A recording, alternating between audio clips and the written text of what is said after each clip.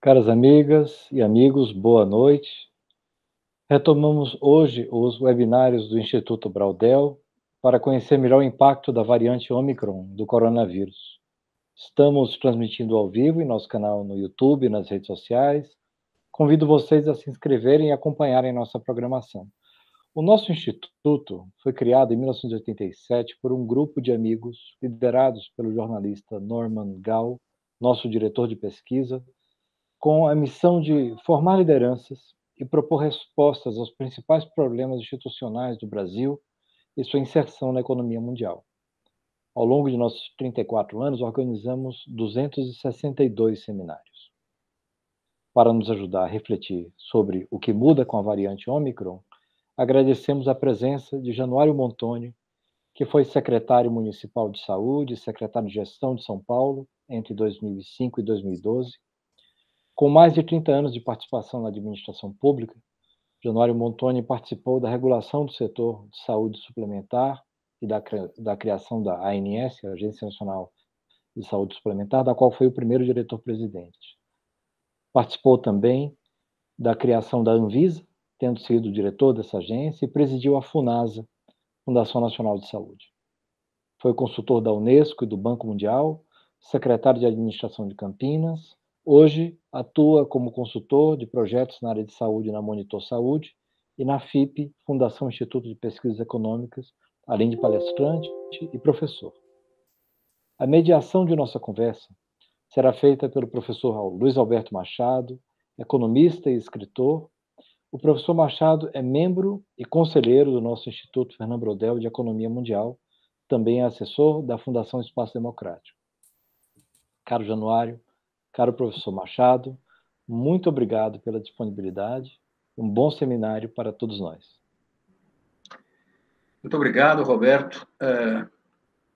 É uma satisfação enorme estar retomando essa programação de webinários, porque isso realmente fez parte de toda a história do Instituto Fernando Braudel. Eu que sou membro fundador, eu acompanhei alguns dos melhores seminários que eu vi realizados no Brasil, sobretudo quando nós tínhamos na hiperinflação um dos nossos maiores problemas institucionais. Essa interrupção devido à pandemia, felizmente está chegando ao fim, a nossa programação para o ano que vem deverá ser muito rica, e mais do que fazer quantidade democrático, os aprendizados constantes que ele tem trazido, não só nos artigos, mas no dia a dia da discussão da Fundação. E um pedido dele, né, é uma ordem, não jamais. Eu sempre acharia espaço, de qualquer forma, para atender uma solicitação dele.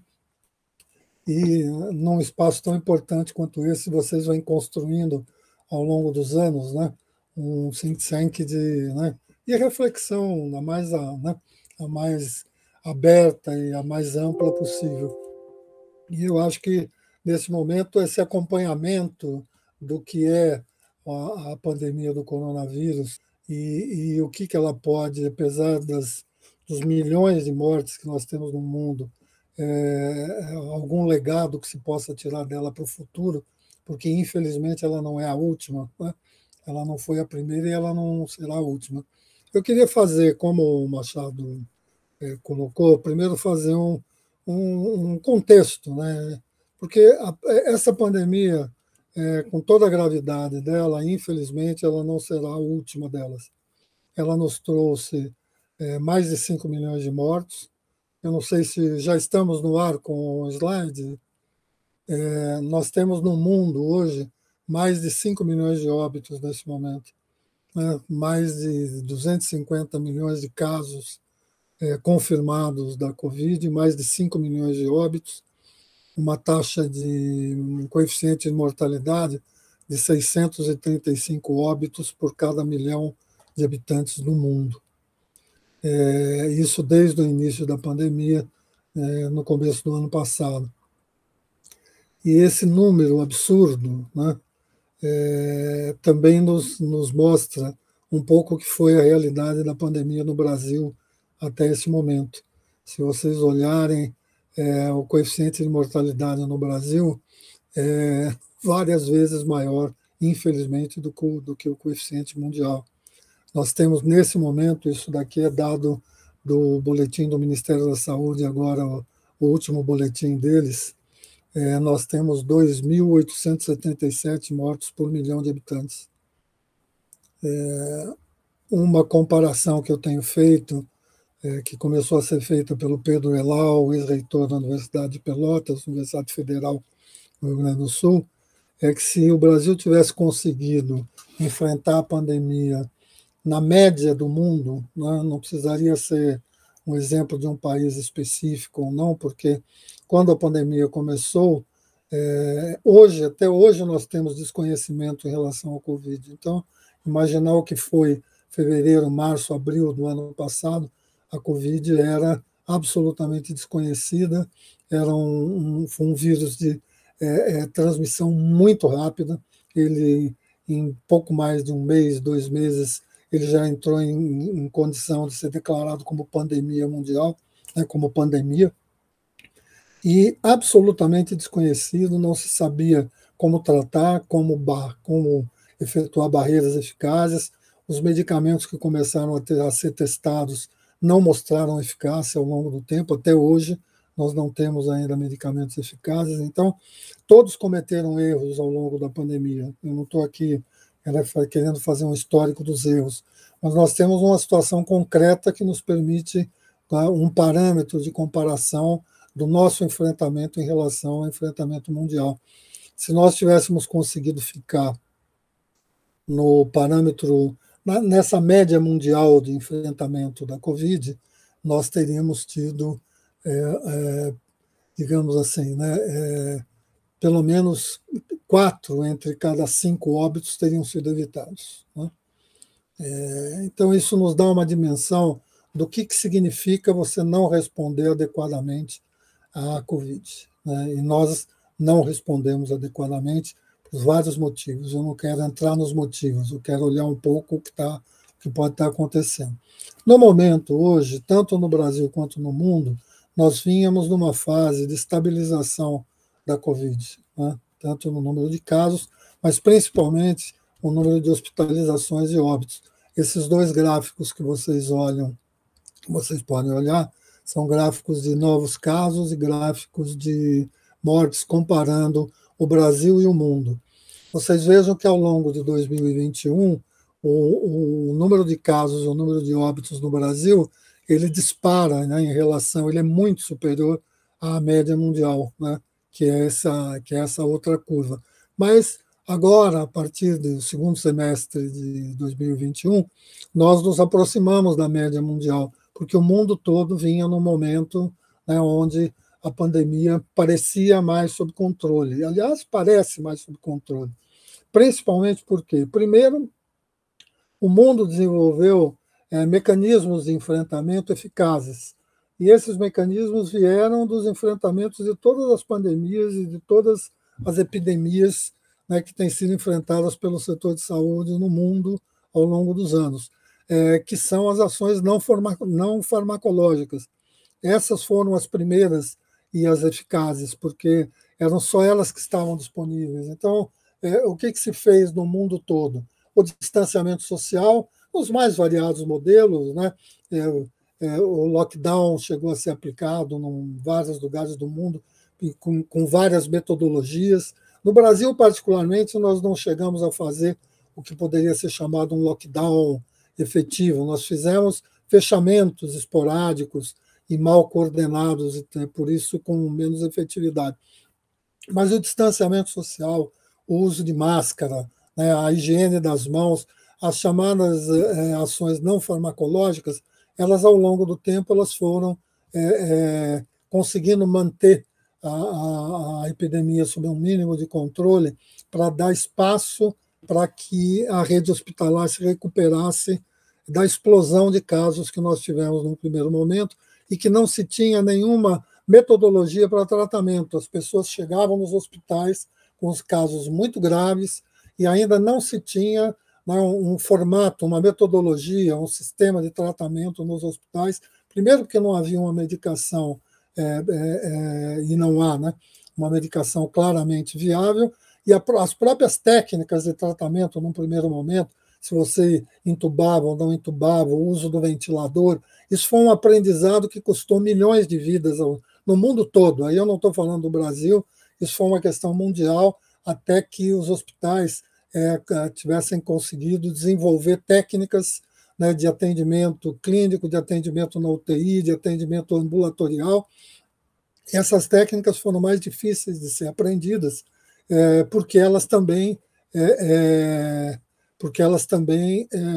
tinham que ser aprendidas num ambiente de guerra, né, praticamente, num ambiente absolutamente hostil, de hospitais lotados, em alguns lugares, como aconteceu, infelizmente, no Brasil, aqui em Manaus, né, no Amazonas todo, mas em Manaus principalmente, até com falta de insumos básicos, como oxigênio, que levou, né, pessoas à morte por asfixia seca. Então, esse foi um enfrentamento e foi um aprendizado. Ao longo, né, de 2020, foram sendo desenvolvidas técnicas de tratamento hospitalar que permitiram reduzir a mortalidade hospitalar, tanto nas UTIs quanto principalmente na internação clínica, mas mesmo nas UTIs se conseguiu reduzir a mortalidade desenvolvendo técnicas de tratamento maior.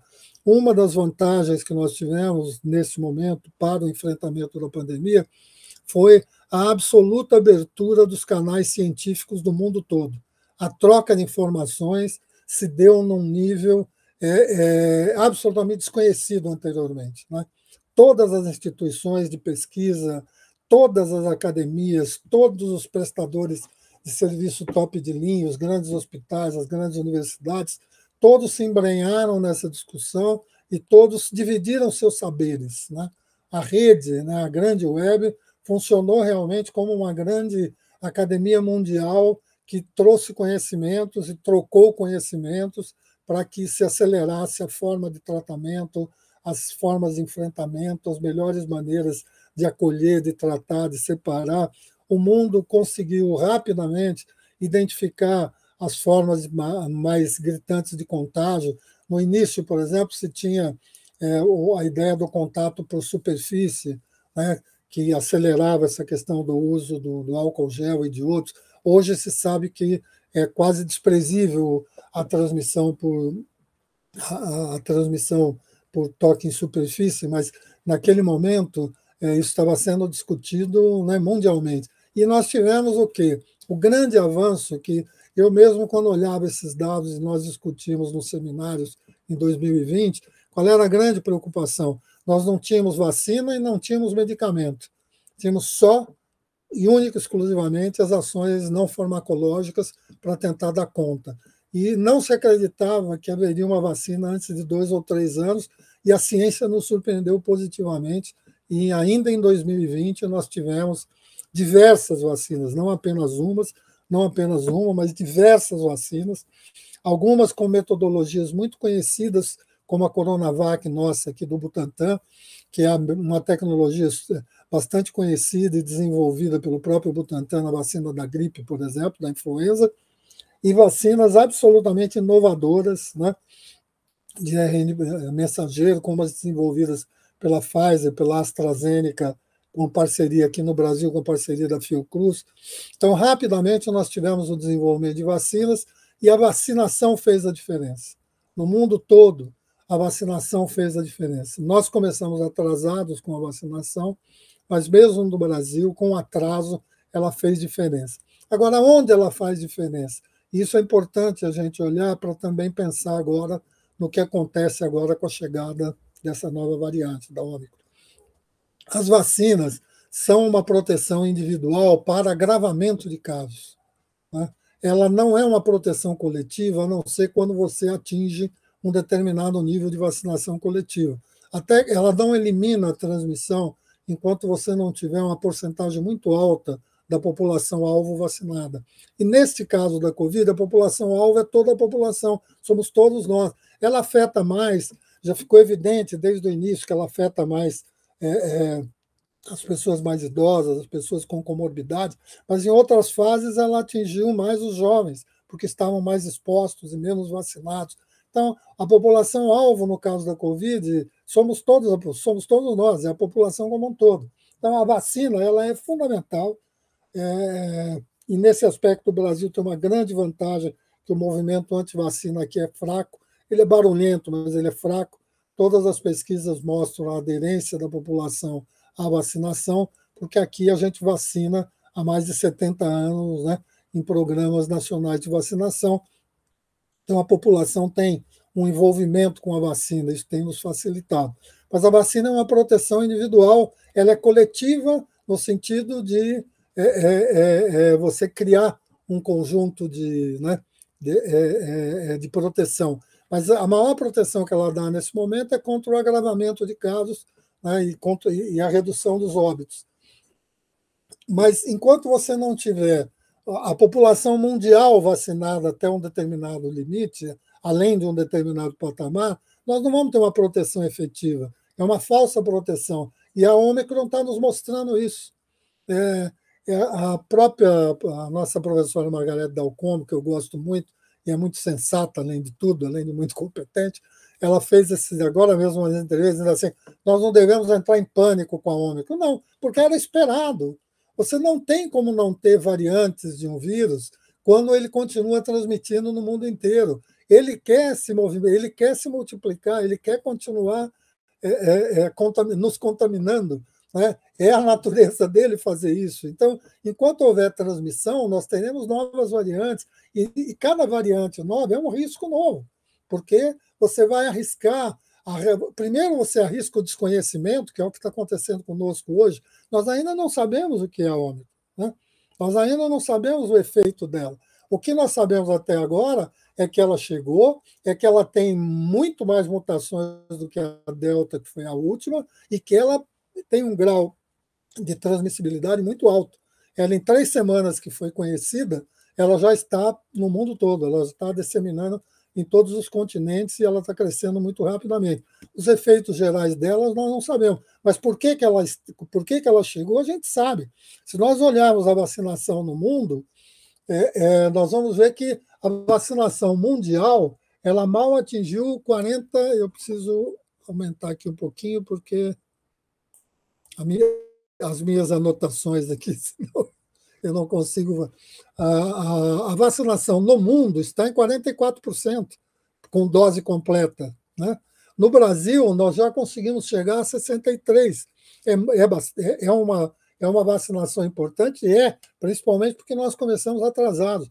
Nós só estamos nesse patamar porque a gente tem uma rede de saúde, nós temos um SUS treinado para vacinar. Então, com todas as dificuldades, falta de vacinação, falta de vacina, falta de logística da vacina, enfim, com todas as dificuldades, nós conseguimos acelerar a vacinação. Mesmo assim, nós estamos em 63% da população vacinada.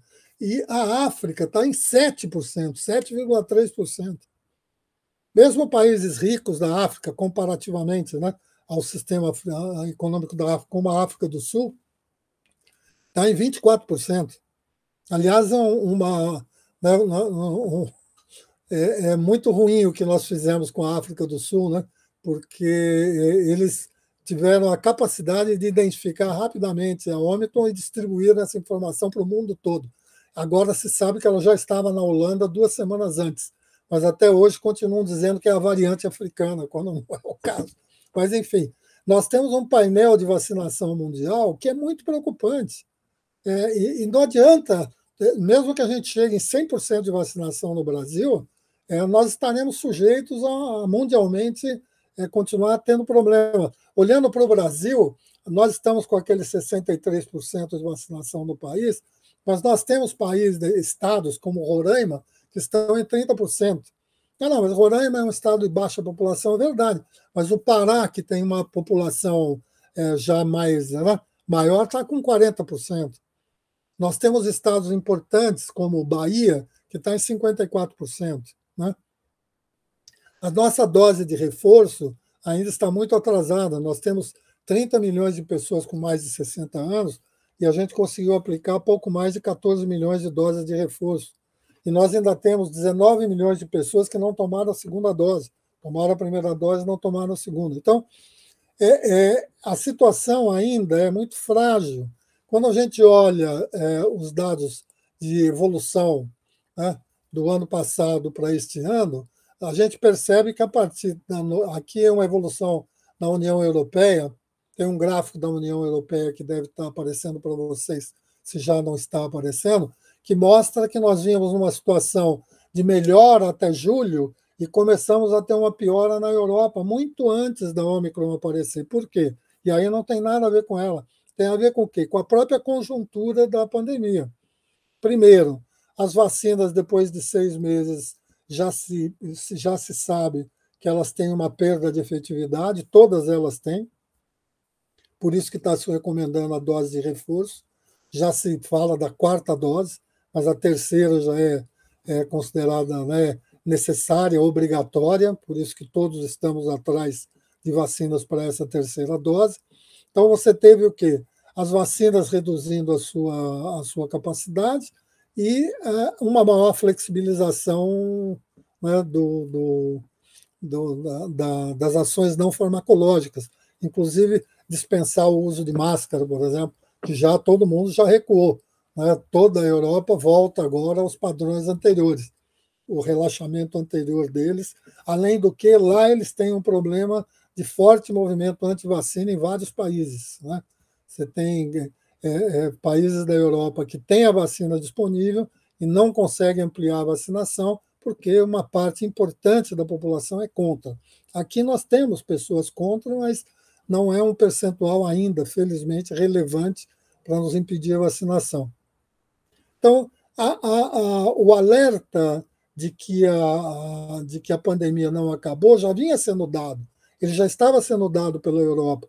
Os especialistas já estavam alertando que nós aqui, que estamos num momento diferente, nesse aspecto, o nosso atraso na vacinação, nesse momento, virou uma vantagem. Por quê? Nós ainda temos, né, pouco mais de 6 meses do pico da vacinação, né, que nós começamos a atingir em julho, agosto desse ano, quando nós recebemos efetivamente um conjunto grande de doses de vacina. Então, esse atraso agora nos protege um pouco. Mas já havia um alerta dos especialistas em relação aos cuidados agora, com esse período que nós vamos viver de verão, e de um afrouxamento natural das medidas não farmacológicas, né? E a Ômicron, o que ela veio? Ela veio nos mostrar que isto era mais do que necessário. Nós temos um gráfico aqui dessa província sul-africana. Essa é a principal província da África do Sul, é onde estão a capital, né, a Pretória, e a cidade de Joanesburgo, que é uma das maiores, né? Então, esse é um dado importante.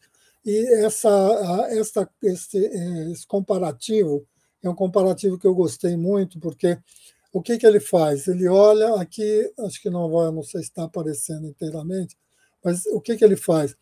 Ele tem um histórico, a partir da identificação de uma variante, o que aconteceram com os casos e com as hospitalizações. No caso das hospitalizações semanais e os casos diários naquela média móvel de 7 dias. Se vocês olharem, a Ômicron, quando ela começa, ela tem uma ascensão de casos e uma ascensão de hospitalizações muito parecida com a Delta. E a Delta era predominante nessa região até a chegada da Ômicron, e a Delta é predominante no Brasil. No Brasil, até hoje, os especialistas não conseguem explicar por que a Delta não fez o estrago que se imaginava. A melhor hipótese é que a anterior, né, a que nós chamávamos de P1, que foi a que chegou aqui em janeiro e causou aquela explosão de casos no país, imaginava-se que aquela explosão da P1 havia contido a Delta. Não sei se a Delta agora consegue conter a Ômicron, que já chegou. Então, o que acontece agora? Agora, nós temos que voltar um pouco ao estágio anterior. Nós estamos como se estávamos no início da pandemia? Claro que não. Primeiro, nós temos a vacina, né? E temos a vacina sendo aplicada. Que, em resumo, continuar no movimento que se vinha de completar o ciclo vacinal, completar a segunda dose, fazer a revacinação dos profissionais de saúde e, no mínimo, das pessoas, né, acima de 60 anos, que estão aí dos imunossuprimidos, que estão mais vulneráveis, e retomar os cuidados, né? Retomar os cuidados, que, a rigor, nós já deveríamos estar fazendo a partir do alerta dessa mudança do perfil na Europa. Né? Essa mudança do perfil na União Europeia já devia nos servir de alerta, mas óbvio que não serviu. Né? Aqui no Brasil nós estamos preparando tudo aí para o final de ano e para frente. Se você me perguntar hoje se vai ter carnaval ou não, não tenho ideia, porque ainda é cedo para dizer. Né? Mas no final do ano eu acho que nós já precisamos ter cuidado. E tem ações que vão precisar ser tomadas. Ter fechado a fronteira para voos da África, tudo bem, foi uma medida, mas a rigor adianta muito pouco, porque como a Omicron já está circulando mundialmente, você pode ter passageiro vindo de qualquer lugar contaminado, e internamente no país também. É só lembrar dos primeiros movimentos do próprio vírus inicial no Brasil, ele se deslocou internamente muito rapidamente, principalmente na região sudeste. Então, o que nós precisamos ajustar são outras questões. Hoje, o passaporte da vacina, o que vem sendo chamado de passaporte da vacinação, que nada mais é do que comprovar que está vacinado, passa a ser uma exigência básica no mundo todo. Não tem mais a menor justificativa para nós não estarmos exigindo um passaporte de vacinação de quem chega no país, tanto que é exigido de todo brasileiro que vai para qualquer lugar do mundo hoje. No mínimo, por reciprocidade, nós deveríamos estar fazendo isso. É muito mais eficaz do que fechar a fronteira para voos, que aí você tem problemas de comércio, de indústria, de cadeia de produção e de insumos que é interrompida, até na área de pesquisa. Então, é muito mais eficiente você trabalhar com o passaporte. Mesmo internamente, nós vamos ter que olhar um pouco mais, né, com cuidado isso. Ter linhas aí. Eu acho que algumas ações que foram tomadas aí não, vamos exigir passaporte de vacina no táxi. Primeiro assim, né? Exigência que não pode ser fiscalizada e não pode ser punida se não for cumprida, é melhor não fazer, porque desmoraliza de um tanto que, né, vira um... Né? Então, assim, você exigir no táxi me parece assim, no mínimo contraproducente. Mas você ter passaporte de vacinação para um evento, né, num lugar com uma população definida, até num jogo de futebol, numa manifestação esportiva, eu não vejo nada demais. Porque é aquela discussão, a pessoa pode até eventualmente se recusar a vacinar, mas você não é obrigado a aceitar uma pessoa não vacinada num convívio entre pessoas vacinadas. Então, ser mais incisivo com essa questão do passaporte da vacinação, mas essa incisividade com racionalidade. Né? Conseguimos, de uma forma ou de outra, ir avançando nisso, e nós começamos a viver uma fase que eu chamei de crônica instável, né? Porque ainda sem vacinação e sem medicamento. Hoje, nós estamos caminhando para o que eu tenho chamado de uma fase crônica estável, uma convivência estável, na medida em que nós temos vacina, porém ela ainda não está disponível para o mundo todo. Né? Tem 1 bilhão e 200 milhões de pessoas na África. E nós mandamos para lá coletiva, entre compra, doação, etc., não chegaram nem 600 milhões de doses até lá, nesse momento. Então, enquanto isso não se resolver, nós não vamos resolver mundialmente. Mas já avançamos muito, porque nós temos vacina, temos produção, a produção está crescendo no mundo todo, né? Fábricas se abrindo em todos os lugares e os laboratórios aperfeiçoando a vacina a cada momento. Temos medicamentos sendo produzidos e já sabemos como lidar. A gente já sabe o que piora e o que melhora o quadro. Então, também cabe a nós, como pessoas, cabe a nós, empresários, as empresas, as organizações, né, tratarem dessa questão e entender que a convivência com o coronavírus é a convivência possível. Nós podemos levar a nossa vida. Não tem essa coisa de novo normal, velho normal. É a nossa vida de sempre. O ser humano tem se adaptado às mudanças, né, do mundo, por isso que ele continua existindo na face da Terra. Essa é uma nova fase de adaptação. Ela é possível? Ela é, mas não adianta correr, ele está aí, nós precisamos tomar cuidado, voltar a ter os cuidados necessários, voltar a evitar aglomeração, evitar lugares fechados, buscar ventilação nos ambientes. São medidas simples, não tem nada, né? Não tem nada excepcional. Qual é o problema em usar uma máscara? É desagradável? Né?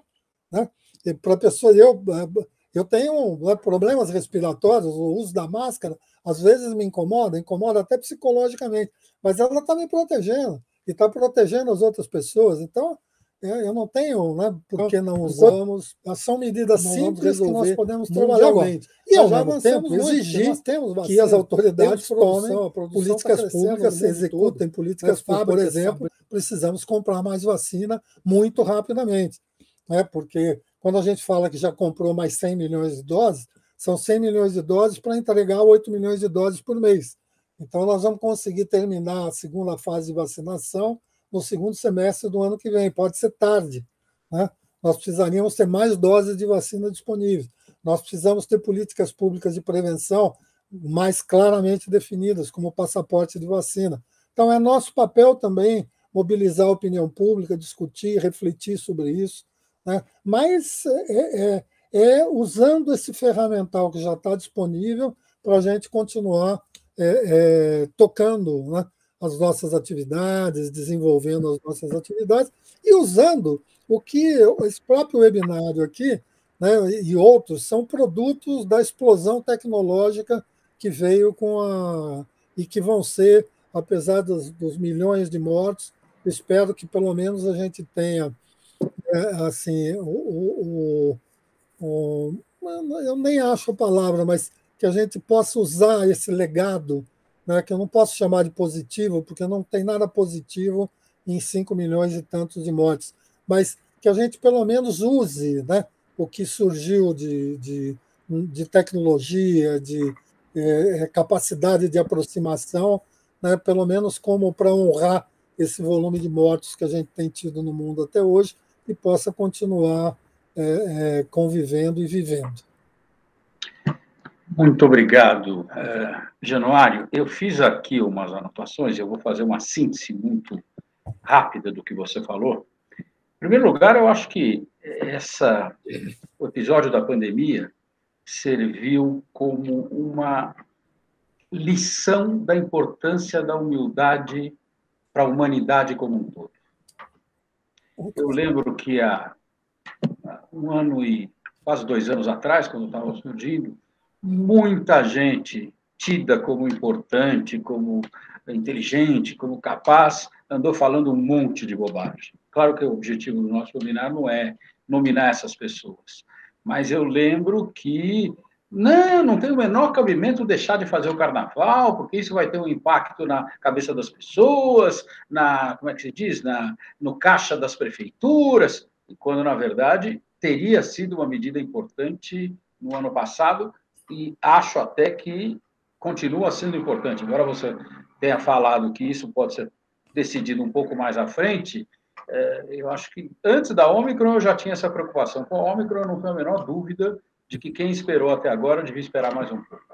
Você falou do Réveillon, você falou do passaporte da vacina, que eu estou de acordo com você, eu acho que é absolutamente fundamental. Você tem formas de agir, eu acho que a Áustria foi muito inteligente agora. Ela quis obrigar, mas ela não tomou uma medida de imediata, ela deu um prazo para as pessoas se vacinarem. E a partir desse prazo, se elas não estiverem se vacinando, é que elas passam a ter uma série de restrições. Então, é uma outra forma de encarar o problema e que permite que as pessoas continuem levando uma vida normal. Uma outra coisa que você levantou que eu achei fundamental foi a capacidade de resposta da ciência.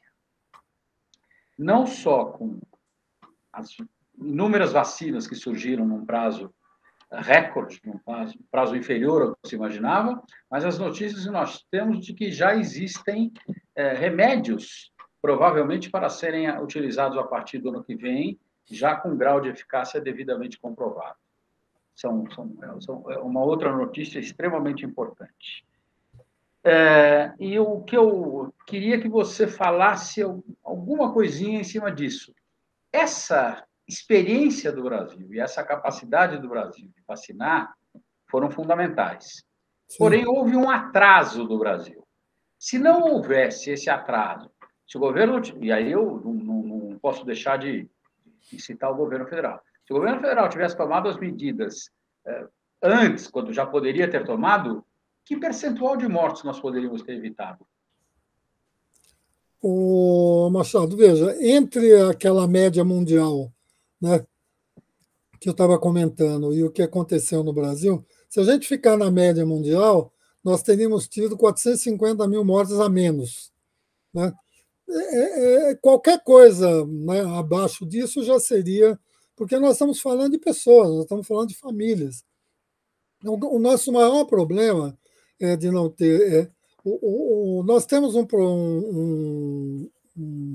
programa nacional de imunização que tem 70 anos, tem uma imensa experiência em vacinação.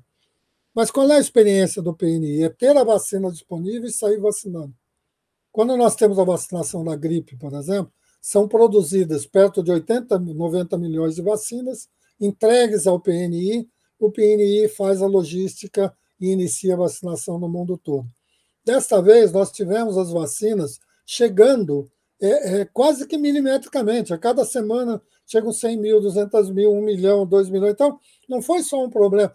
Como nós não compramos a vacina no momento necessário, e essa compra de vacina, obviamente, era uma compra de risco. O mundo todo comprou no risco, porque nós tínhamos o mundo todo pesquisando e desenvolvendo vacinas e ninguém sabia qual delas ia dar certo. Então, quem foi previdente, comprou de todas elas, sabendo que algumas dariam, né, teriam a eficácia. Nós, infelizmente, optamos por ficar esperando para ver, né, qual que ia ser produzida e certificada para depois comprar. O que nos trouxe o problema de não ter mais vacina disponível. Aí não é nem a questão de quanto você quer pagar ou quanto você está disposto a pagar. Né? Israel, que foi o primeiro a comprar a Pfizer para vacinar, pagou lá naquele início quase 4 vezes mais do que nós pagamos pela Pfizer depois aqui. Mas foi o primeiro país do mundo a vacinar. Então, é simples assim. Nós temos hoje mais de 600 milhões de mortes e poderíamos ter, né, quase 75% disso a menos, porque se tivéssemos vacina disponível. É um cálculo complicado de você fazer, né? Mas é só você comparar com o resto do mundo. E aí eu estou comparando com a média mundial, não estou nem escolhendo for comparar com algum país que teve um desempenho que você possa considerar mais, né, mais superlativo, fica pior ainda. Nós tivemos um desempenho muito ruim e pagamos por esse mau desempenho com vidas. Né? São pessoas, são famílias, né? São histórias, são traumas, porque o óbito da Covid não é um óbito comum. Né? Todo óbito é sofrido, mas o óbito da Covid foi um óbito do distanciamento. Você teve famílias que perderam entes queridos sem poder se despedir, sem poder chegar perto, sem poder se comunicar. Então, é um trauma que vai ficar por muito tempo, fora toda a paralisia que gerou e a insensatez que gerou nas nossas relações. Não quero nem entrar na questão da educação. Nós vamos demorar 2 décadas para colocar em ordem, né, o nosso problema educacional. Mas, enfim, nós certamente não chegaríamos em 615 mil mortes, Machado. Isso eu não tenho a menor dúvida. Tá. E, apesar de tudo isso, nesta semana nós tivemos o nosso ministro da Saúde dizendo que não há necessidade de passaporte da vacina, porque isso quebra o direito de mobilidade, de livre mobilidade, etc. O senador Omar Aziz, do Amazonas, inclusive, entrou ontem com um projeto de lei propondo que a Anvisa tenha maior autonomia para tomar decisões com relações a questões de saúde, questões de pandemia. Se não houvesse essa ação quase que negacionista dos nossos governantes, talvez não houvesse necessidade de ações como essa. Eu fiquei impressionado quando eu ouvi do ministro de que não havia necessidade do passaporte. Infelizmente, né, eu acho que talvez o melhor ministro que nós tenhamos tido nesse período tenha sido o Nelson Teich, né, que em um mês percebeu, né, a dificuldade que teria e saiu, fazendo aqui para não criar né, porque é um absurdo o que está acontecendo e não é só isso. Né? É só você ver que você tem hoje todo o primeiro escalão do Ministério da Saúde envolvido em tentar evitar que haja um parecer do CONITEC contra a utilização de cloroquina e de hidroxicloroquina no tratamento inicial da Covid, que é uma coisa que só o Brasil está discutindo. Então, nós temos uma perda de energia, uma perda de tempo que custa vidas. O passaporte da vacina não tira a liberdade de ninguém. Cada um pode não se vacinar à vontade. Ele apenas não vai poder frequentar os lugares onde é obrigatório que todos estejam vacinados. É uma opção de cada um. Né? Eu acho um absurdo a nossa liderança, o que deveria ser a nossa principal liderança, ter uma postura como essa. Já não é fácil você convencer a população e convencer, né, segmentos da população em relação a isso, quando a autoridade de saúde nacional toma uma atitude dessas, nós desandamos. Agora, em relação ao projeto da proposta do senador Aziz, eu acho que, no momento devido, o que nós temos que montar, Machado, talvez é uma outra coisa. No processo de reorganização do Ministério da Saúde, foi criada a Anvisa, em substituição à antiga Secretaria de Vigilância, foi criada a Agência Nacional de Saúde Suplementar para regular os planos de saúde. Eu tive o prazer, a honra de participar da criação das duas, mas faltou uma terceira, que era a próxima. Só que aí o modelo de agência perdeu força, né, no nível federal e não foi criada, que é a vigilância epidemiológica, onde exatamente está o PNI, e é a área que faz toda essa vigilância, é a área que identifica as doenças, identifica, né, o que está acontecendo, o perfil epidemiológico, ela que define as doenças que são de notificação obrigatória. Ela deveria ser, o nosso CDC, né? A Anvisa é o nosso FDA. Né? O nosso CDC é a atual Secretaria de Vigilância em Saúde, que ainda é um órgão interno do Ministério da Saúde, portanto, sujeito a toda a hierarquia interna do Ministério. Esta área deveria se transformar numa agência autônoma, como é o CDC, que diz que é assim que vai fazer, e é assim que vai fazer, e tem respaldo jurídico para fazer. Essa pode ser até um dos legados dessa situação absurda que nós estamos vivendo hoje na área de saúde no Brasil, que ela só não é mais caótica porque o SUS tem a organização de estados e municípios que, com o respaldo do Supremo Tribunal Federal, inclusive, manteve a organização do SUS e as coisas têm minimamente avançado. Uma última pergunta, Januário. Durante muito tempo se criticou a dependência que o Brasil teve do fornecimento não só de vacina, mas de outros insumos do exterior e, sobretudo, da China. Esta mesma crítica, de certa forma, eu vi sendo feita em outros países. Você acha que procede essa observação? Houve algum avanço nesse sentido? A observação procede.